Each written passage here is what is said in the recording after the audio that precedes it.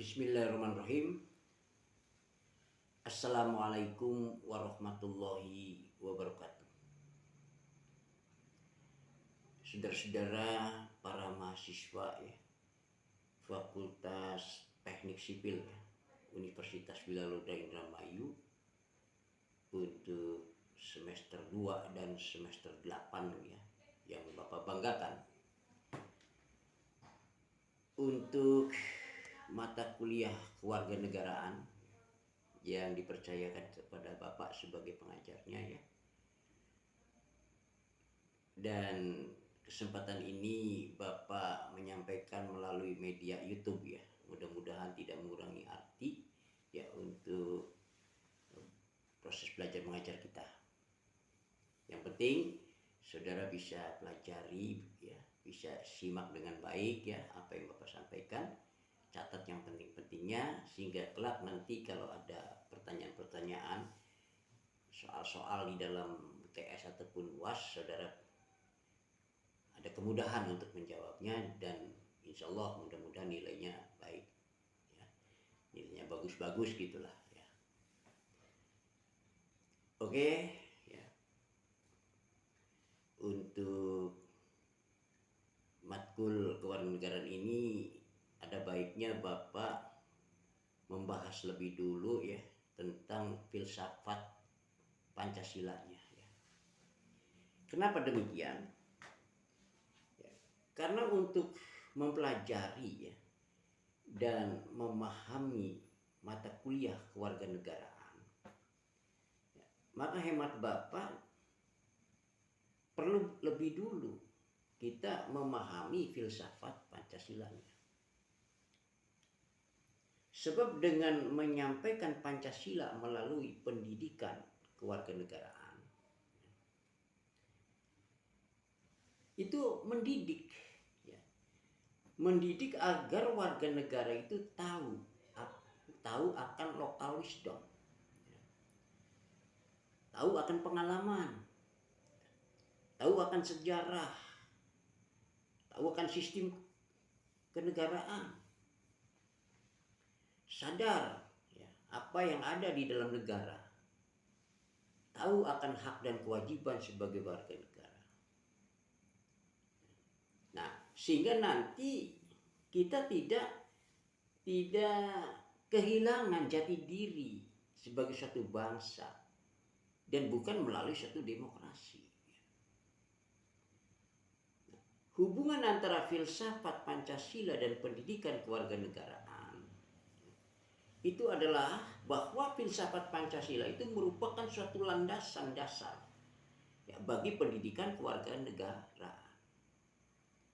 Nah, sedangkan pendidikan kewarganegaraan itu menjadi aplikatif ya, dan penerapan atas konseptual ya, konseptual Pancasila itu sendiri.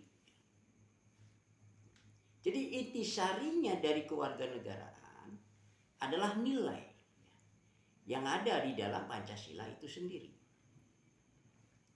Nah, bagi negara Indonesia yang mempunyai penduduk dengan pluralitas tinggi, maka Pancasila dibutuhkan ya, sebagai dasar negara yang berfungsi sebagai daya ikat ya, serta dasar.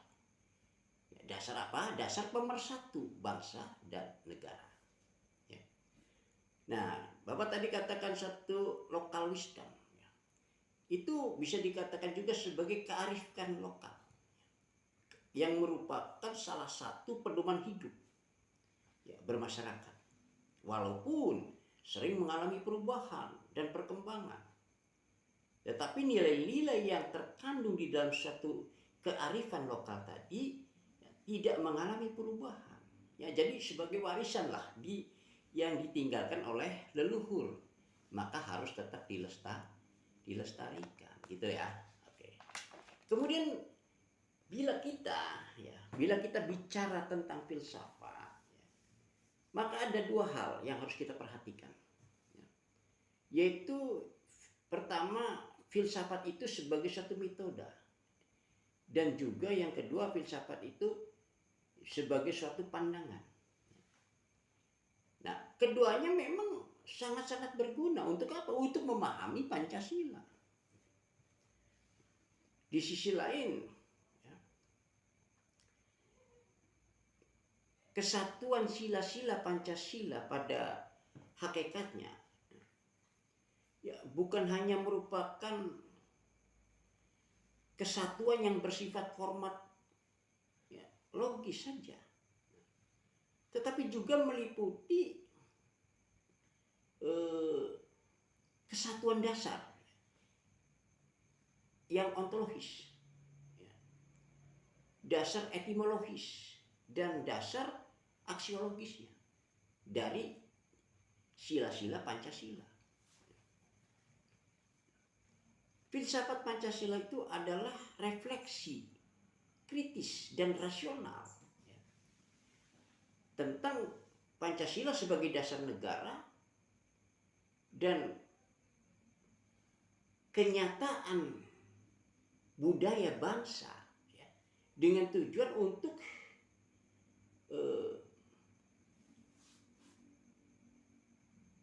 mendapatkan pokok-pokok pengertian ya, secara mendasar dan menyeluruh. Nah, pembahasan filsafat ini dapat dilakukan secara deduktif, ya, yaitu dengan mencari harkat atau hakikat lah, dengan mencari suatu hakikat Pancasila, ya, serta menganalisisnya, ya, dan menyusunnya secara sistematis. Maka menjadi suatu keutamaan pandangan ya, yang komprehensif ya, dan secara indukatif ya, dengan mengamati gejala-gejala sosialnya, budaya masyarakat, ya, merefleksikannya dan menarik arti apa makna yang hakiki dari gejala-gejala tadi. Ya. Nah, sehingga dengan demikian filsafat Pancasila itu akan mengungkapkan konsep-konsep kebenaran ya, yang bukan saja ditujukan pada suatu bangsa Indonesia, tetapi juga ya, bagi manusia pada umumnya gitulah. Nah, Pancasila sebagai satu sistem filsafat pada hakikatnya adalah suatu sistem pengetahuan. Di dalam kehidupan sehari-hari Pancasila sebagai dan atau menjadi pedoman atau dasar bagi bangsa Indonesia di dalam apa? Di dalam memandang kualitas alam semesta. Manusia, masyarakat, bangsa dan negara ini ya, tentang makna hidup serta dasar bagi manusia Indonesia untuk menyelesaikan masalah yang dihadapi dalam hidup dan kehidupan. Maka Pancasila dalam pengertian seperti ini tidak menjadi telah menjadi suatu sistem ya, cita-cita atau keyakinan ya, sehingga sehingga telah menjelma menjadi satu ideologi, ya toh. Nah, ideologi yang mengandung setidaknya ada 3 unsur. Ya, yang pertama adalah logos. Logos itu adalah penalaran, ya, rasionalitasnya. Kemudian patosnya adalah penghayatan. Dan yang ketiga etos adalah kesusilaan. Oke, ya. Itu saja barangkali ya materi kita pada hari ini ya, mudah-mudahan saudara bisa mengikuti ya, mencerna dengan baik ya, simak dengan baik. Mudah-mudahan semua ada manfaatnya untuk kita semua ya. Terima kasih atas perhatiannya. Assalamualaikum warahmatullahi wabarakatuh.